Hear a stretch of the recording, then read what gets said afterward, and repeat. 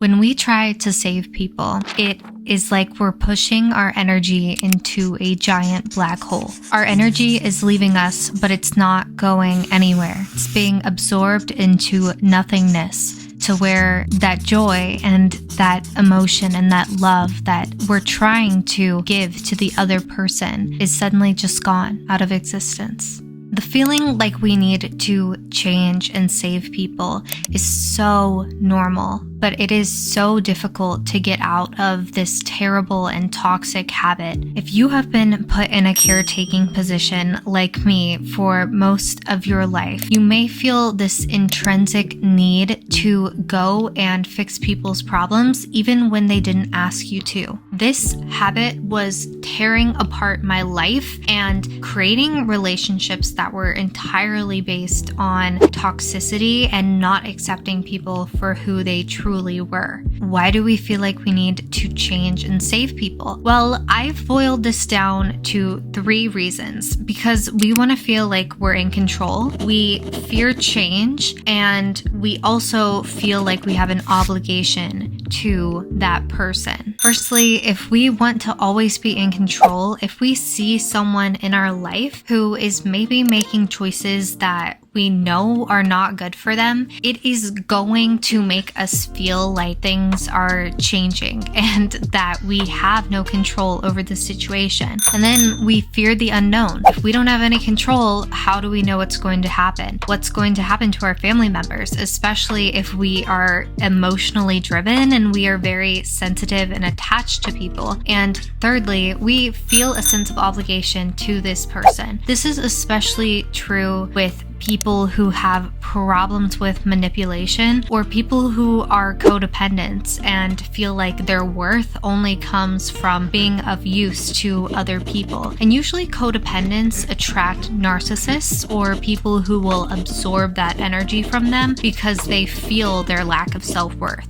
But trying to change people has never, ever worked. And the reason why is because people will only change when they are personally motivated to do so. I want to tell you a story about my grandpa who recently had heart surgery, and I was very concerned for his health. I wanted to make sure that he was going to be healthy, especially because I moved here around that time to go to school. I was going to do what I always did, take control, tell him he needs to eat this and not that, make his meals. And I decided to not do that at all. I continued to live the way that I live for myself. I never told him or nagged him about living a healthy lifestyle. And the most amazing thing happened. He actually chose on his own to take his health into his own hands. And since then, he's lost like 25 pounds. But he feels that sense of empowerment now because it was his choice. Think back to any period of your life where you were making a bad decision. Do you think that that person in that moment would have taken anyone's advice? Or did you have to learn it the hard way? Did you have to learn things for yourself? Would you even be the same person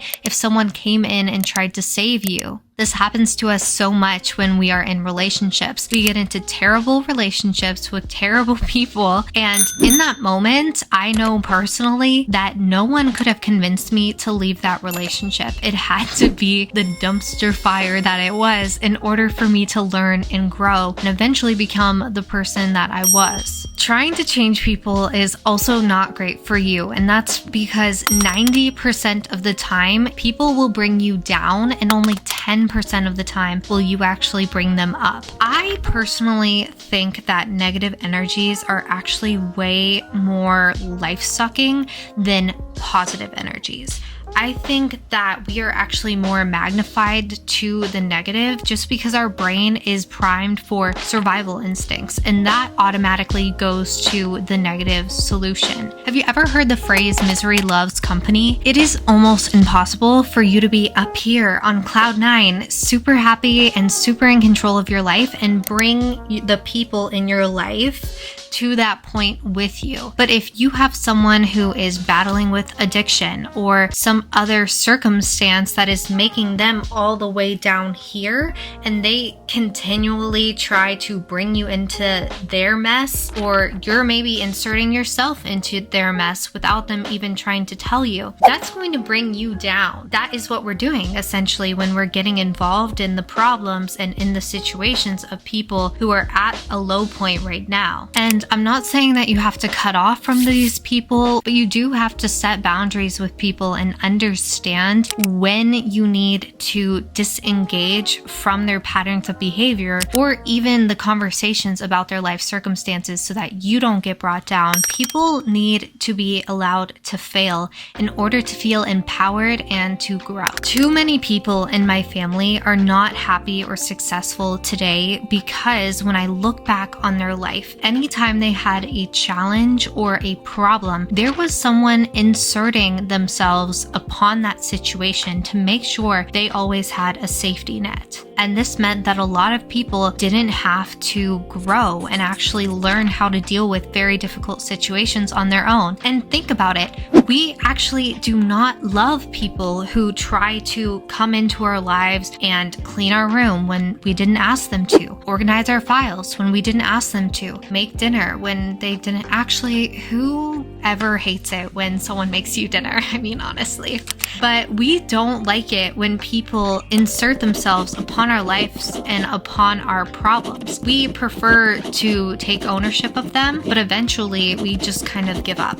And then we're losing autonomy over our lives, and we're also losing those learning experiences that we get through actual failure, and those are just as important as our successes. I also think this behavior breeds a lot of resentment because subconsciously, when we try to save people, we are telling them that they are not capable of solving their own problems, that we are the ones who know what is best for them. And so the person on the receiving end is getting that message. Even if they don't feel it consciously, they are still receiving that. People do change, but not because we tell them to. I know it's hard to see people go down destructive paths, especially when we see the potholes they're just about to fall into. The best thing you can do in this situation is model positive behavior and be there for them if they actually ask for help. Of course, within reason and within setting personal boundaries for your own energy. I think the number one reason why we try to save people is because if we don't, we have to actually make decisions about our relationship with them. We have to accept exactly who they are and where they are in their life right now, and then decide how we want to proceed with them, how much time we want to give to them. And sometimes we're afraid of that change. We don't want to release the idea we have of this person and the way in which we want to mold them to fit our life. Your emotional connection to people is still a superpower. If you're ready to stop giving your energy to black holes and start using it to build